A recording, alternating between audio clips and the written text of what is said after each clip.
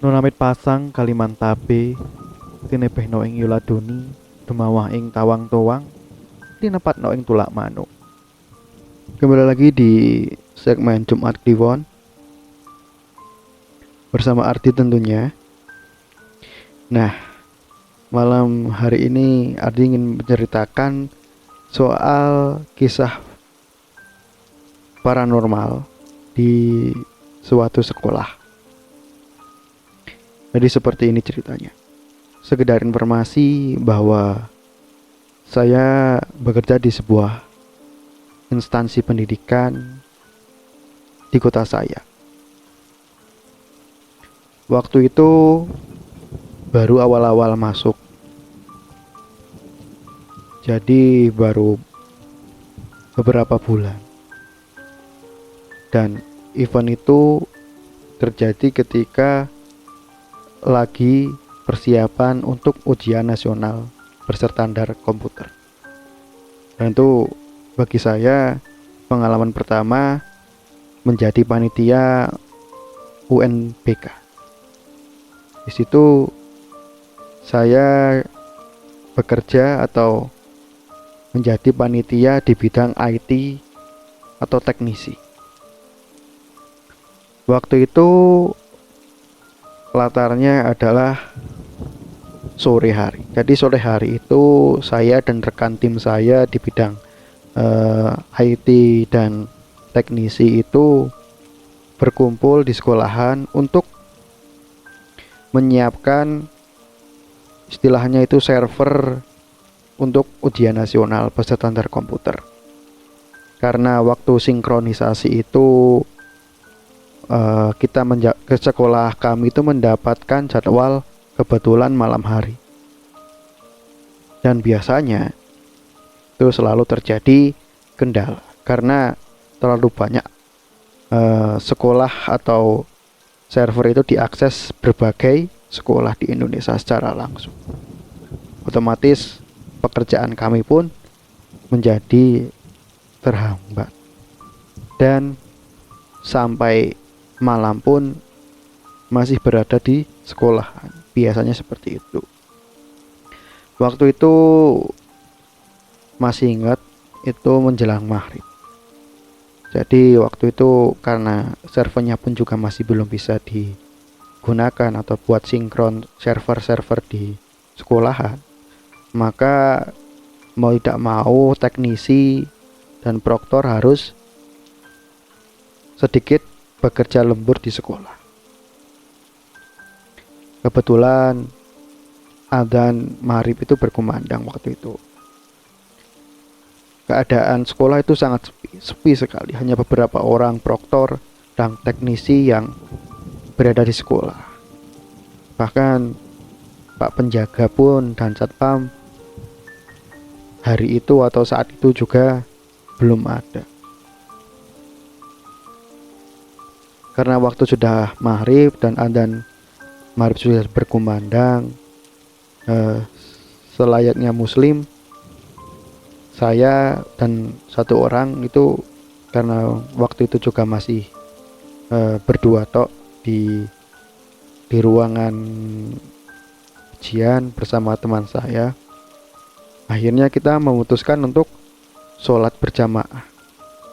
Jadi di sekolahan itu ada satu musola yang biasanya digunakan oleh siswa maupun guru-guru untuk beribadah.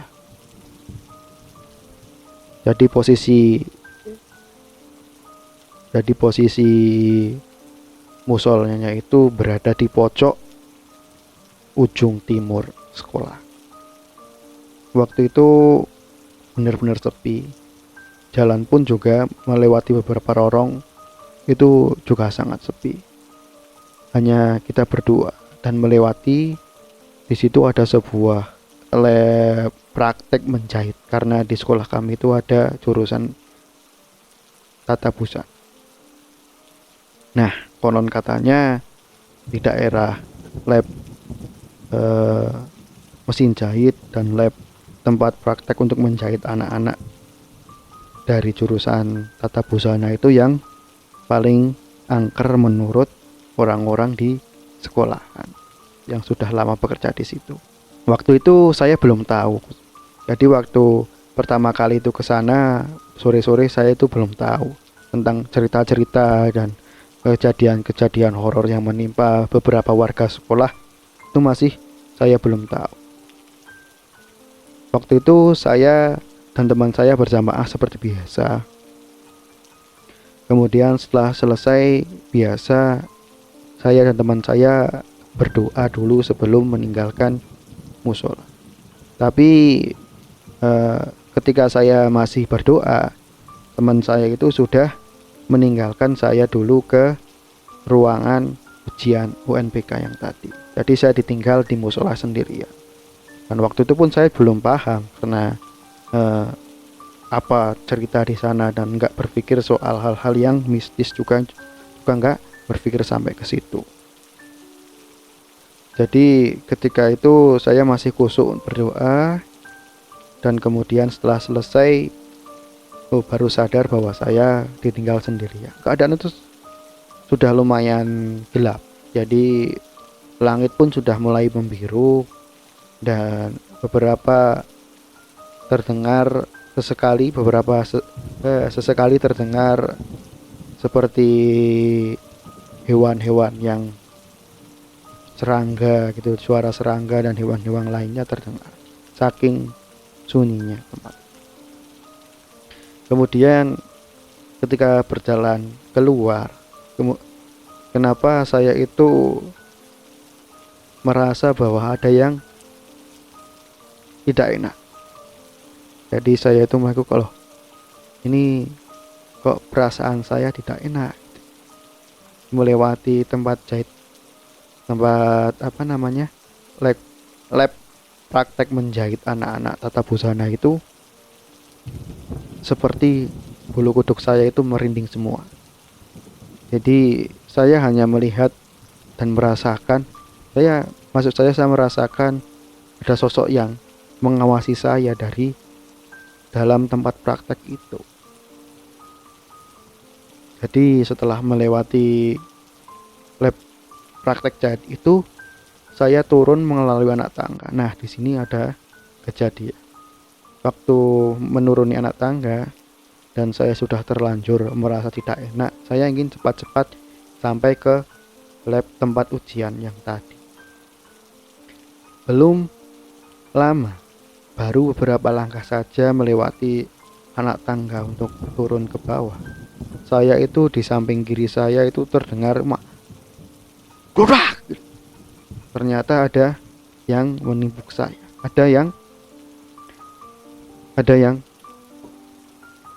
Ada suara seperti, saya yakin benar bahwa itu seperti benda yang dilemparkan ke arah saya. Tentu saja saat itu saya langsung lari dan mengatakan bahwa wah, di sini tuh nggak beres gitu. Kok saya tadi setelah sholat maghrib ditimpuk di area lab tata busana.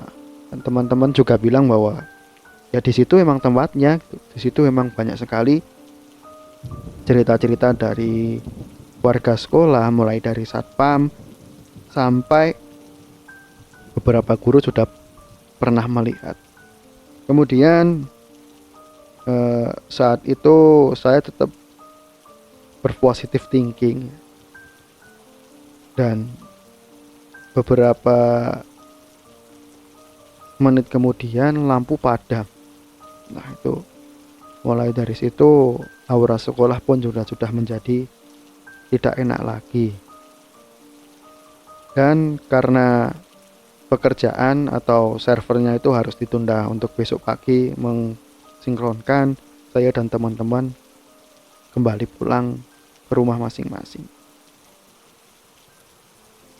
Kemudian cerita tentang sekolah saya ini kembali lagi. Jadi banyak orang yang mengalami kejadian yang ganjil di sekolah saya atau di tempat kerja saya. Kemudian ini cerita datang lagi dari teman samping meja saya. Waktu itu beliau teman saya itu seorang wanita ya, cewek. mengatakan bahwa latarnya itu di sore hari. Jadi di sore hari itu teman saya sendirian di ruang tata usaha. Karena sendirian, biasalah sambil membuka laptop, mendengarkan musik dan lain-lain. Tapi tidak lama kemudian hal aneh terjadi ketika teman saya itu seperti ada yang memeluk dari belakang. Jadi rasanya seperti ada yang memeluk dari belakang. Erat sekali. Sampai bingung, ini kok saya dipeluk sama siapa, padahal di situ nggak ada orang sama sekali kecuali teman saya itu. Setelah ini udah nggak beres, ini teman saya udah berpikir bahwa ini udah nggak beres ini. Kemudian baca doa dan akhirnya apa yang dipeluk, yang memeluknya itu udah hilang. Nah, banyak sekali hal-hal yang diceritakan teman-teman saya di sekolah saya itu ada hal yang ganjil. Kemudian cerita lain dialami oleh saya juga. Waktu itu sore menjelang, lebih tepatnya siang menjelang sore, sekitar jam 2, jam setengah 3. Waktu itu kemarin ini masih dalam keadaan pandemi. Jadi cerita ini masih fresh, masih beberapa waktu yang lalu. Waktu itu keadaan sekolah sepi karena pandemi dan sekolah harus ditutup. Nah, di jam setengah 2, jam setengah 3 itu kebetulan saya itu merasa sangat ngantuk karena kebetulan malam harinya tidak bisa tidur. Nah, saking ngantuknya itu saya mencari tempat untuk sekedar merebahkan tubuh buat sekedar beristirahat sejenak supaya kembali fresh lagi. Biasanya di kantor saya itu ada tempat khusus yang digunakan untuk merebahkan tubuh alias kasur. Jadi ada itu biasanya di kantor saya. Namun karena pelebaran dan perubahan tempat duduk dan meja, kemudian tempat tidur itu dipindahkan ke tempat yang lain. Nah, karena itu saya mencari tempat lain untuk beristirahat. Waktu itu saya nggak menemukan tempat karena di tempat kasur yang dipindahkan itu pun juga ditempati orang lain. Jadi ketika itu laris sekali atau laku sekali tempat tidur buat orang istirahat, berapa guru dan karyawan. Jadi saya mencari tempat lain untuk beristirahat. Waktu itu tempat lain yang tersedia ya sebuah ruangan besar yang dindingnya itu banyak kacanya. Juga pintunya pun terbuat dari kaca. Namanya kalau kita sebut di sekolah itu ruangan multimedia. Tempat agak luas. Sebenarnya di situ pun juga nggak ada kasur. Adanya cuma meja panjang dan kursi-kursi untuk seminar-seminar itulah. Namanya juga ruang multimedia, digunakan buat seminar dan lain sebagainya. Nah, kenapa saya memilih tempat itu? Karena menariknya kursi-kursi seminar itu kan yang biasanya warna biru itu, kalau ditata berjejer itu kan bisa buat tidur gitu. Apalagi dengan meja yang panjang-panjang, ada hordennya gitu, ada taplaknya itu kan agak hangat ya. Kalau di belakang itu agak hangat gitu. Keadaan waktu itu masih sepi banget. Sebenarnya di ruang multimedia itu ada bagian yang ditempati waka-waka dalam bekerja. Jadi ada 2 meja di situ seharusnya. Tapi saat itu karena terjadi WFA dan WFO juga, kemudian di sekolahan itu pun juga nggak semua orang berangkat gitu loh, hanya 50% saja. Makanya dari itu banyak sekali ruang-ruangan kosong. Saat itu keadaan ruang multimedia itu kosong dan gelap karena tidak dinyalakan lampunya. Dan waktu itu pun saya juga memilih untuk tidak menyalakan lampu karena ya ini buat tidur sementara aja sih. Lagian kalau pakai lampu terlalu terang malah nanti nggak bisa tidur. Saya memilih tempat atau bangku yang paling belakang pojok kiri. Saya tata itu kursinya berjejer itu banyak, ada 5. Jadi ketika kita rebahan itu dari kepala sampai kaki terfasilitasi kursi. Jadi nggak ada yang turah gitu atau sisa. Saat itu saya sudah nggak memikirkan soal hal-hal yang mistis, walaupun diri saya merasa kok nggak enak gitu. Saya di sini sendirian itu kok nggak enak. Tapi saking apanya ya? Saking ngantuknya, saking capeknya itu saya ya udahlah bodo amat gitu. Saya mencoba untuk tidur.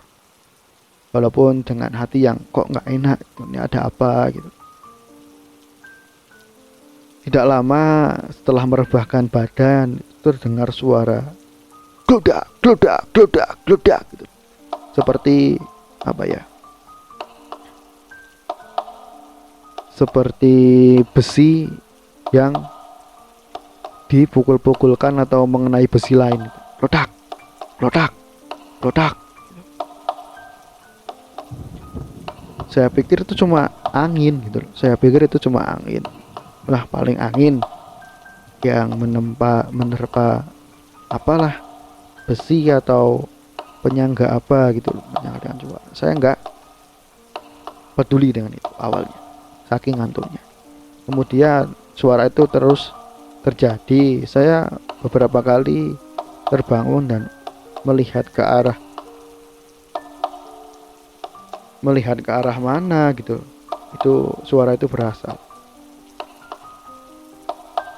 Ternyata nggak ada itu suara itu. Saya itu ketika melihatnya nggak ada apa-apa, kemudian suaranya itu berhenti, kemudian tidur lagi dan suara itu terjadi lagi. Nah saat itu saya sudah mulai nggak peduli. Namun beberapa saat kemudian, ini yang mengerikan, saya itu tidurnya kan, jadi di sebelah kiri saya itu sandaran kursi, yang di sisi kanan saya itu adalah meja yang ada kordennya atau taplak. Jadi nggak mungkin itu ada orang yang berada di sekitar situ. Kalau ada masih saya tahu. Belum lama tidur, ada hal aneh lagi yang terjadi. Jadi tangan saya itu ada yang memegang dari arah gorden atau meja di sisi kanan saya. Tangan saya itu ada yang memegang. Oh, kirain cuma tersangkut sama gorden atau taplaknya itu. Jadi seperti kelihatannya ada yang memegang. Saya awalnya berpikir positif seperti itu. Tapi kok lama-lamaan bentuk tangannya itu kerasa gitu. Dan ketika saya menggerakkan sedikit itu, saya masih seperti ketarik gitu loh. Nah, ketika saya menengok, loh, kok nggak ada apa-apa gitu loh.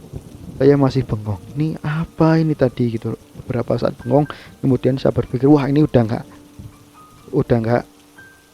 beres ini udah nggak beres. Akhirnya saya berlari sekencang mungkin ke ruangan saya sambil sambil apa bingung ya saya. Itu sebenarnya apa tadi? Ya, seperti itu aja mungkin cerita dari saya kali ini.